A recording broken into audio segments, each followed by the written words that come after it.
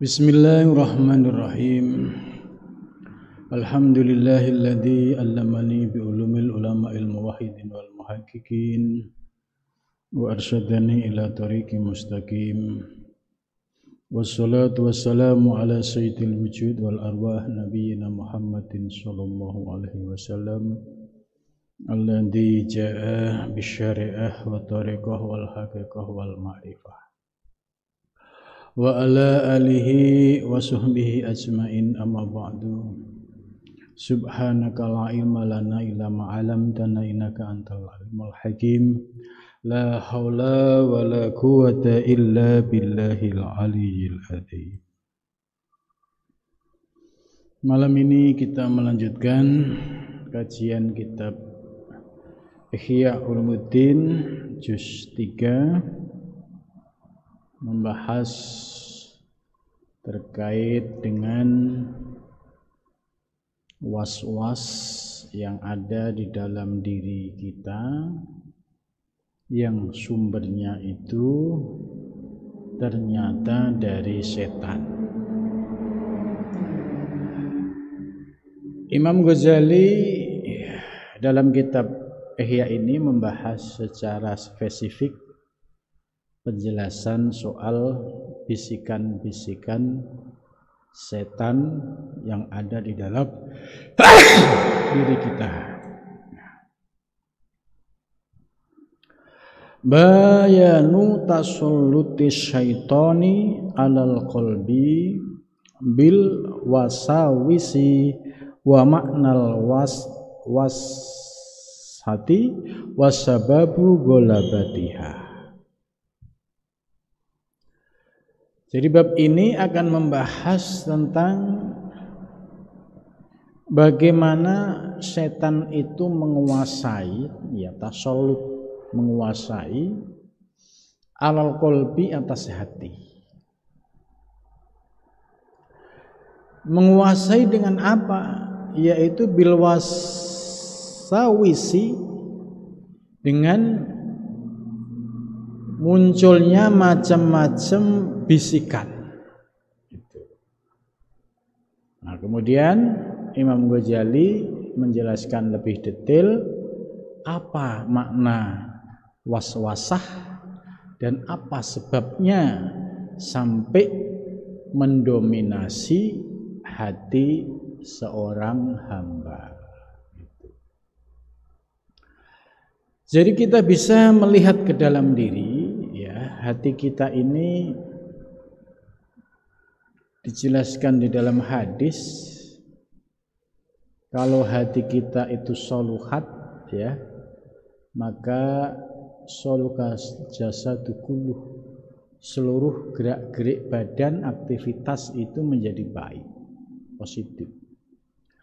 Tapi wa idza fasadat, kalau hatinya itu rusak, berarti apa? Ada penyakitnya, ya, yang belum disembuhkan. Maka fasadal jasadu kulluh, seluruh aktivitas dan gerak-gerik seorang hamba juga ikut rusak. Nah, disinilah pentingnya kita memahami posisi hati, ya, ketika dikuasai oleh kekuatan setan, dominan di dalam diri seorang hamba atau dominan menggenggam hati seorang hamba, maka yang muncul ekspresi bisikan-bisikan negatif. Tapi sebaliknya, kalau seorang hamba melakukan proses pembersihan hati dengan cara apa? Riyadhah mujahadah, dengan puasa Senin Kemis secara rutin, dengan zikir, ya, secara rutin. Maka dalam proses waktu berjalan pasti ada efek. Efeknya apa? Ya, ibarat hati yang selama ini tidak pernah digosok, dibersihkan, kemudian setiap setiap hari kita gunakan untuk zikir, untuk mengingat Allah, kemudian kita gunakan untuk riyadhah mujahadah, maka dampaknya akan terasa, yaitu dominasi setan akan semakin tidak punya tempat. Nah, di sini ya yang menjadi tujuan para ahli thariqah kenapa harus zikir yang istiqomah, tidak ada lain tujuannya adalah supaya hatinya tidak dikuasai oleh iblis, tidak dikuasai oleh setan, sehingga bersih dari segala bisikan-bisikan yang negatif. Gitu. I'lam, ketahuilah, annal qalba, sesungguhnya hati, kama dzakarnahu, sebagaimana kami telah menjelaskannya. Hati itu ya diperumpamakan dengan berbagai macam perumpamaan. Misalu kubatin, ya, seperti kubah misalnya. Lah kubah ini laha abwabun, ada beberapa pintu gitu. Nah, dari beberapa pintu ini ya bisa dipahami ya bahwa kalau kita ibaratkan, kalau pintu yang menjadi lewatnya iblis itu dibiarkan ya tanpa ada perlawanan dengan riyadhah mujahadah, maka ya isi kubah itu sepenuhnya dikuasai oleh bisikan-bisikan iblis. Ya, ini kalau kita perumpamakan seperti sebuah kubah yang di situ ada beberapa pintu, tapi kita tidak menutup rapat ya pintu-pintu itu, sehingga setan lalu lalang dengan leluasa ya tanpa ada yang menghalangi gitu. Jadi ibaratnya orang yang nggak pernah zikir, orang yang nggak pernah riyadhah mujahadah, itu setan itu sudah merasa nyaman karena merasa dia sudah berhasil menguasai seseorang, nggak ada perlawanan, menahan hawa nafsu nggak ada, sehingga setan ini merasa sebagai penguasa. Maka ketika dia menjadi penguasa, gerak-gerik seseorang ini ya tergantung dari bisikan. Nah, berbeda dengan orang yang melakukan riyadhah mujahadah, melakukan zikir secara istiqomah, ini setan nggak nyaman. Gitu. Kenapa nggak nyaman? Ya, lawanan setan yang dari api kemudian zikir itu ibarat sebagai nur, cahaya, maka kalah energinya, kalah kekuatannya. Sehingga ketika orang yang sudah baiat thariqah itu istiqomah zikirnya, itu pasti ada efeknya ya, dalam jangka panjang pasti ada efeknya gitu. Karena ibarat hati ketika digunakan untuk zikir, setan itu ya kepanasan, sehingga tidak bisa masuk ya ke ruang inti di dalam hati ya. Maka ketika dia semakin istiqomah zikirnya, semakin tidak ada tempat untuk setan. Nah, disinilah pentingnya kenapa kita harus zikir yang istiqomah gitu. Kemudian selanjutnya, misalkan perumpamaan lain ya, yaitu seperti mir'ah, kaca. Kaca ini bisa digunakan untuk melihat berbagai macam rupa. Nah, kaca ini, kalau kaca itu bersih, ya, tidak ada kotoran, Pada saat kita bercermin maka akan nampak gambar yang asli. Tapi sebaliknya, kalau kacanya itu butek, gelap, ya, banyak kotoran, sudah pasti ya ketika dibuat ngaca tidak akan nampak visual yang seutuhnya. Sebab apa? Terhalang oleh kotoran-kotoran tadi. Nah, kotoran-kotoran ini kalau diibaratkan di dalam diri kita, yaitu kotoran hawa nafsu, kotoran bisikan-bisikan iblis. Nah, ini kalau kita nggak lakukan proses penyucian, maka selamanya kita akan dikuasai oleh iblis. Jadi kalau diibaratkan kaca tadi, misalnya kotor, ya, terus kita lapin tiap hari, ya, karena sudah masuk sampai sulit untuk dihilangkan, gitu ya. Ya sabar, kalau setiap hari digosok, dibersihkan, pasti lambat laun akan terjadi proses pembersihan dari gelap menjadi terang, dan akhirnya kotoran-kotoran yang ada di kaca itu bisa sirna. Ini perumpamaan hati kita. Hati kita awalnya bersih seperti kaca yang bersih. Tapi kemudian seiring kita mainnya di comberan, mainnya di tempat-tempat kotor, akhirnya kaca ini menjadi kotor juga. Nah, ketika kaca kotor, secara otomatis kita nggak bisa gunakan untuk mengaca, gitu, nggak berfungsi dengan baik.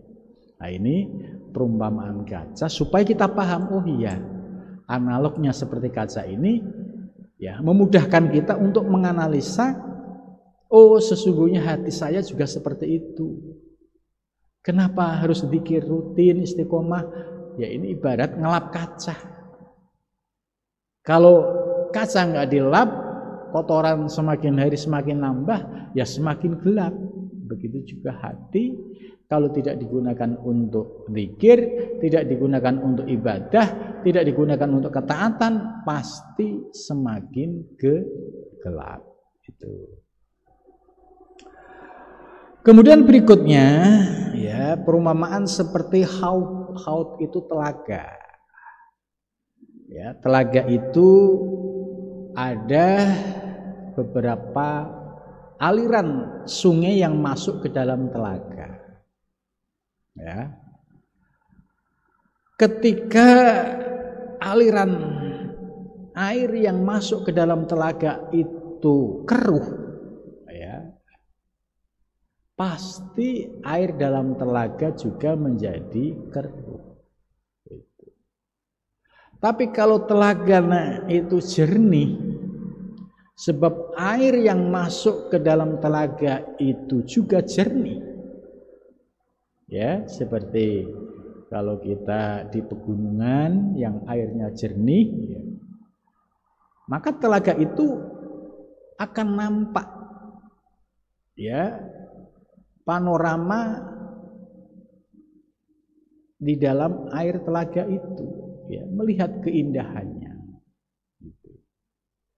Tapi kalau airnya, ya, dapat kiriman air yang keruh, ya, pasti air telaga ini juga ikut keruh. Nah, ini perumpamaan hati kita.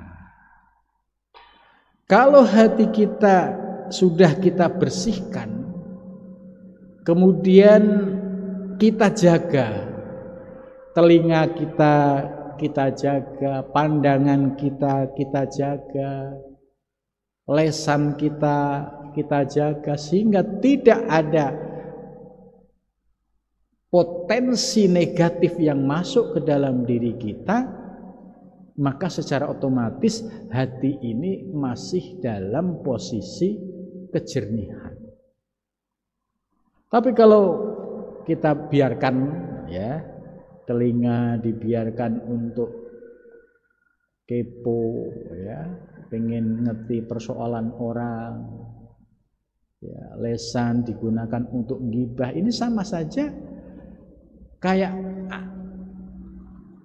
air dalam haud tadi, telaga itu dikotori dengan kiriman air sungai tadi, ya, akhirnya jadi kotor. Ketika kotor maka tidak bisa melihat kejernihan telaga lagi.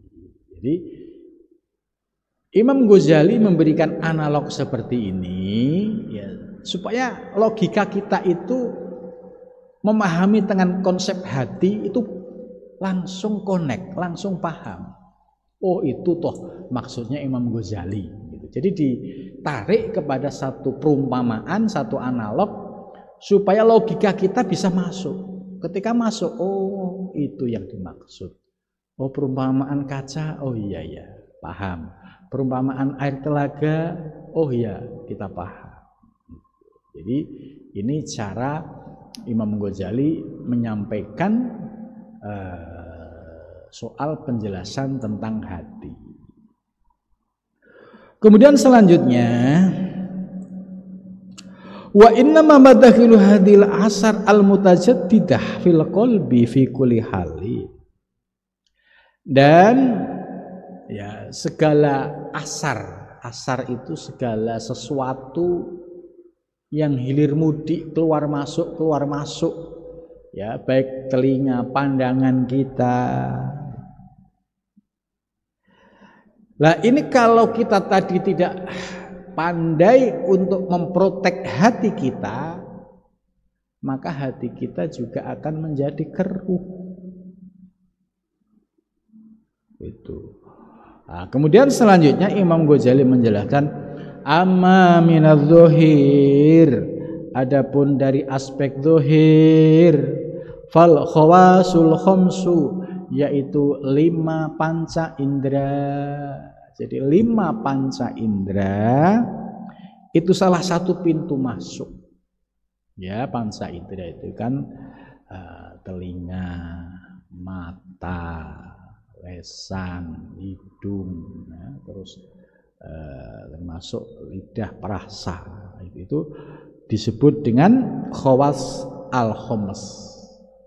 Ya, ini menurut Imam Ghazali ini yang punya dampak secara nyata yang mempengaruhi hati. Gitu. Ketika kita melihat satu objek, mata memandang, nah ini kan khawas. Telinga mendengar, oh meraba, oh ini kasar, oh ini empuk, oh ini dingin, ini panas. Ini semua disebut khawas al-khams. Wa amma minal batin, dan adapun dari aspek batin, fal khayalu, maka yaitu imajinasi yang muncul di dalam diri kita, ya, suka nerawang jauh ke depan dengan angan-angan itu. Ini namanya khoyal. Ya, seperti menghayal menjadi orang yang sukses gitu. Istilahnya menghayal punya mobil ini, rumahnya ini gitu. Ini kan menghayal gitu.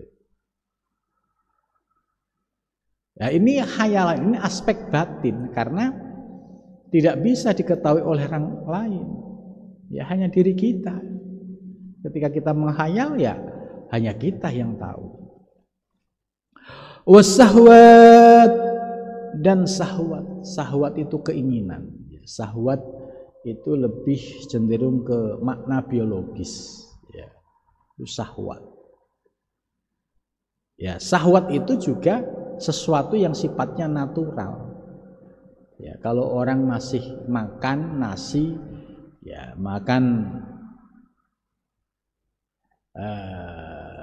daging, ikan dan sebagainya, ya pasti ada sahwat. Wal ghadab, dan marah.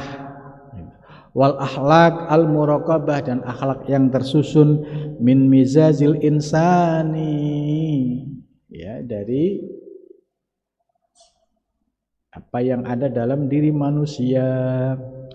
Fa innahu idza adraka bil hawasi syai'an hasala min asarun fil qalbi, apabila bertemu dengan indera kita, ya, maka hasala minhu asarun fil, maka akan terasa di dalam hati. Contoh megang ini, oh panas sekali gitu. Nah, itu langsung direspon, oh iya, hati langsung paham, oh iya panas, oh iya dingin gitu. Ini karena ada khawas. Khawas ini indera yang memiliki fungsi mendetek gitu. Wa kadzalika idza hajati syahwah masalan bi sababi kasratil aqli, begitu juga ketika muncul dorongan syahwat yang diakibatkan bisa babi kasrotil akli. Jadi orang yang muncul syahwatnya, ya itu sifatnya manusiawi dan alami. Kenapa? Karena manusia posisinya masih makan sehari-hari. Ketika dia makan sehari-hari, secara otomatis ya pasti punya syahwat itu. Hanya bedanya bagaimana memanage syahwat, ya, menjadi positif gitu. Maka dalam Islam, ya, diberikan solusi, ya, dengan cara menikah gitu, yang halal. Kalau dia tidak mampu, ya puasa. Kenapa puasa? Karena dengan puasa itu memutus mata rantai, karena perut kosong, ya, akhirnya syahwat juga menjadi, ya, mengalami penurunan. Nah, ini solusi yang diberikan oleh Kanjeng Nabi. Jadi kalau dia ya, memiliki istri, ya bisa sebagai solusi, ya. Bagi yang masih bujang, ya bisa dengan puasa. Ini cara yang ditawarkan oleh Nabi. Dalam rangka apa? Ya, kasratus syahwah, yaitu menundukkan syahwat yang ada di dalam diri seseorang. Wa bisababi quwwatin fil majazi hasul min qalbu asar, ya, begitu juga dalam hal lain. Kalau kita terlalu banyak mendengar suara-suara, ya, atau apapun yang mempengaruhi kita, ya secara otomatis itu akan masuk ke dalam hati. Wa in kafa'anil isas, sekalipun ditahan dari indrawi, fal khayalatu, maka bermula khayalan, al khasilatu yang muncul, fin nafsi dalam diri, tabqa tetap, wa yang takilu dan pindah, al khayal, apa al khayal, min syai'in dari sesuatu, li syai'in kepada syai'. Jadi khayal itu, ya, selalu dinamis, ya, habis ngayal ini, habis ngayal ini, ngayal ini. Ini khayalan. Wa bihasabi intiqalil khayal, dan dari sisi pindahnya khayal, yang takilu pindah al-qalbu, apa hati, min halin ila halin, dari satu keadaan ke keadaan yang lain. Wal maksud, dan bermula maksud, annal qalba, sesungguhnya hati, fitagoyuri, dalam perubahan, wa ta'suri, dan pengaruh, daiman, selamanya, min handil asbabi, dari sebab-sebab itu. Jadi penjelasan di sini bahwa hati itu tergantung dari pengaruh, ya, yang masuk ke dalam dirinya. Ibarat tadi, kalau yang masuk itu kotoran, ya pasti menjadi keruh. Kalau itu yang masuk misalkan sampah juga, itu menjadi tempat sampah. Jadi tergantung dari kotoran yang masuk. Nah, karena itu menjadi penting kita memahami teori ini. Supaya kotoran-kotoran ini tidak masuk, telinga kita dijaga ya dengan cara tidak membiarkan rasa ingin tahu persoalan orang lain, karena itu menjadi pintu terbukanya masuknya kotoran-kotoran ke dalam diri seseorang. Sebab dari rasa ingin tahu, ya kepo istilahnya, itu nanti akhirnya menjadi fitnah. Terus berikutnya menjadi ghibah. Berikutnya menjadi namimah. Itu sudah rumusnya.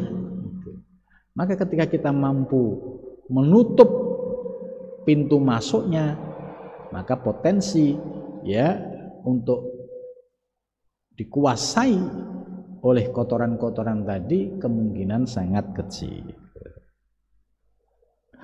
Wa ani bil khawatir ma yasul fi minal afkar. Khawatir itu apa sih? Yaitu lintasan-lintasan yang muncul dari pikiran kita. Wal adkar, dan pengingat. Wa ani bi idrakatahu uluman ilma ala sabili tajaddudi wa ala sabili tadakkur fa innaha tusama khawatir. Jadi khawatir itu apa sih? Yaitu munculnya lintasan-lintasan yang ada di dalam diri kita. Kalau yang dominan itu lintasan yang baik, berarti otomatis kekuatan energi setan sudah mengecil di dalam diri kita. Karena apa? Yang dominan adalah kekuatan yang baik. Tapi sebaliknya, kalau yang dominan adalah energi negatif, maka seluruh gerak-gerik pikiran, lintasan, ya, semua menjadi negatif. Wal khawatir hiyal muharakat lil idarat fa inna niyah wal azm wal iradah innama takunu ba'da khuturil manwa wal balwali la makhalata. Jadi munculnya tadi khayal, waham itu kemudian akhirnya terus berproses ya, menjadi ide-ide, menjadi muncul gagasan-gagasan, muncul tadi keinginan-keinginan yang ada di dalam pikirannya.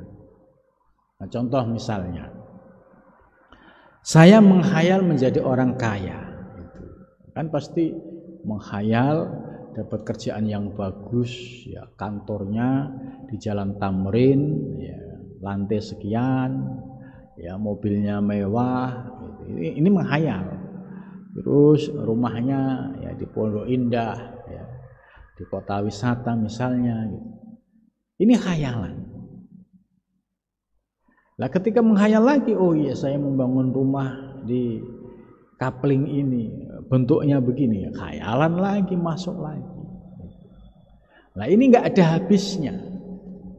Kalau hati seseorang dikuasai dengan khayalan-khayalan ini, ya kita akan mudah terpedaya, padahal khayalan itu tidak sesuai dengan fakta yang akan terjadi. Gitu. Contoh lain misalnya, orang memiliki rasa takut yang berlebihan, terus muncul khayalan bahwa di tempat yang gelap itu ada macan. Ini kan khayalan diciptakan, padahal sesungguhnya nggak ada macan di situ. Tapi karena dia berimajinasi di situ ada macan, maka ketakutannya mulai muncul, sehingga mau lewat itu takut. Nah, ini korban dari khayalan. Dampaknya apa? Nyata, nggak berani lewat. Gitu. Padahal kalau kita netralisir khayalan kita, nggak ada. Mana ada macan di sini misalnya. Nah, inilah. Ini artinya bahwa kita jangan terjebak pada khayalan kita sendiri. Kemudian muncul ketakutan, muncul rasa tidak percaya diri. Ini kan dampak dari kita membiarkan khayalan masuk menguasai ruang hati kita. Akhirnya kita yang kalah. Gitu. Summal khotir yuhariku rohbah. Nah, khotir lintasan tadi akhirnya memunculkan rubah. Rubah itu senang. Waruhbah takharokal azm. Dan kemudian dari senang akhirnya muncul azm, niat. Contoh lah, misalnya saya menghayal pengen beli ini gitu. Ya awalnya khayalan, kemudian menjadi kesemsem. Oh iyalah, ntar kalau saya punya duit pasti akan beli ini gitu. Nah itu sudah mulai tersusun. Akhirnya jadilah azm. Azm itu niatan. Wal azm yuhariku niyah. Kemudian azm menggerakkan niat. Wes dah tak niatin deh. Nanti kalau ada rezeki saya mau beli motor ini deh. Nah, akhirnya muncul satu kesimpulan. Wan niat taharrukal aqdo. Setelah niat itu muncul, kemudian eksekutornya siapa? Yaitu anggota badan. Ya. Misalnya dia khayalannya pengen beli motor ya, pasti ketika dapat duit langsung jalan ke dealer. Gitu.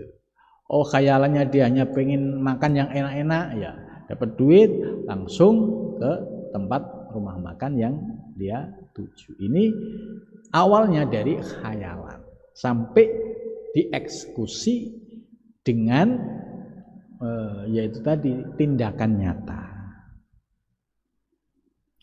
Wal khawatir al muharrakah tangqasimu ila mayad'u ila syarri akni mayaduru fil agibah. Lah, lintasan yang bergerak di dalam diri seorang hamba itu dibagi menjadi dua.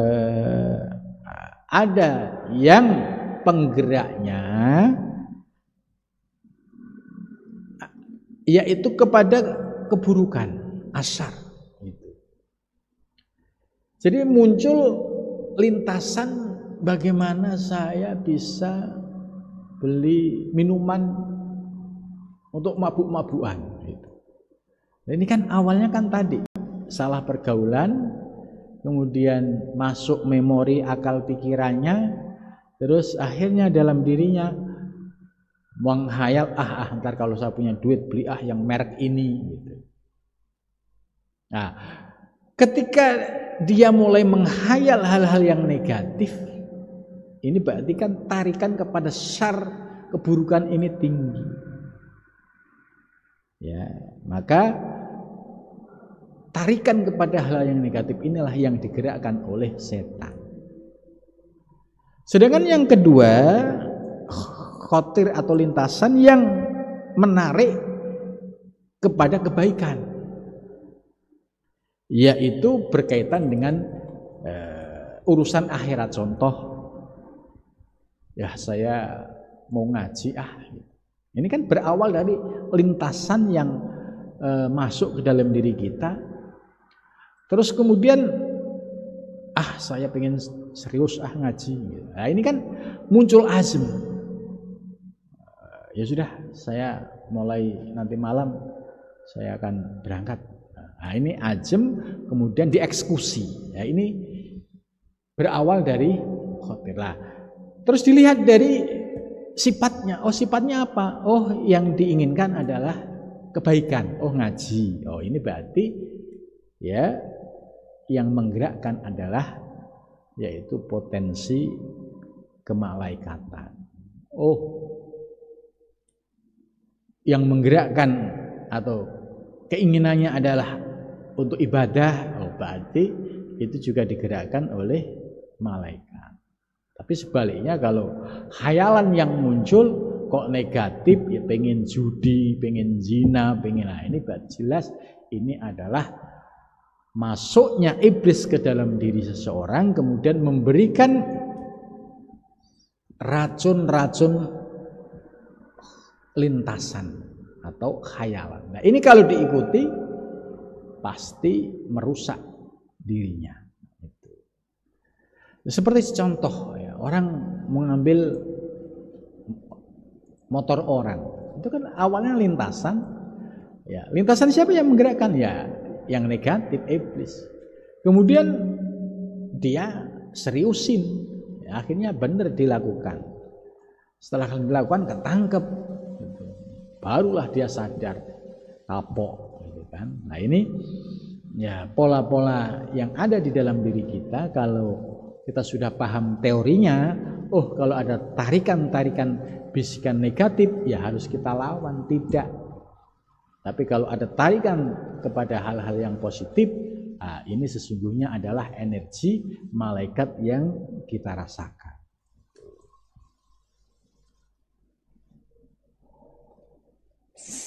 Fahuma khatirani muhtalifani faftaqara ila ismaini muhtalifaini.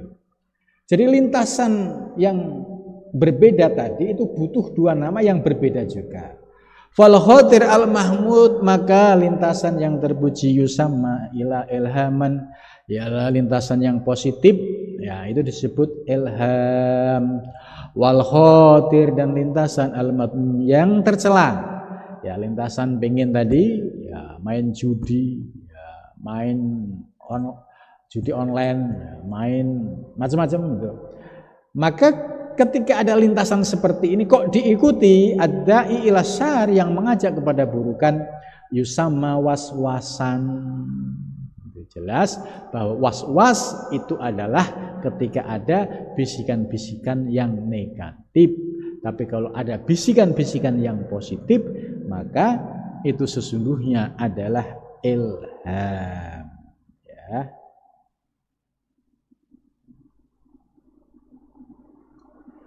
Cukup sampai di sini. Mudah-mudahan dari penjelasan ini kita bisa ya tambah wawasan ya. Ini kalau dalam ilmu psikologi ya, ini ya psikologi psikoterapi. Jadi kalau kuliah di psikologi ya pasti hal-hal semacam ini dipelajari. Dan Imam Ghazali luar biasa. Konsep psikologinya ya ini ya psikologi sufistik ya, yang basisnya itu adalah dari riyadhah mujahadah dan zikir yang istiqomah itu. Cukup sampai di sini, mudah-mudahan manfaat.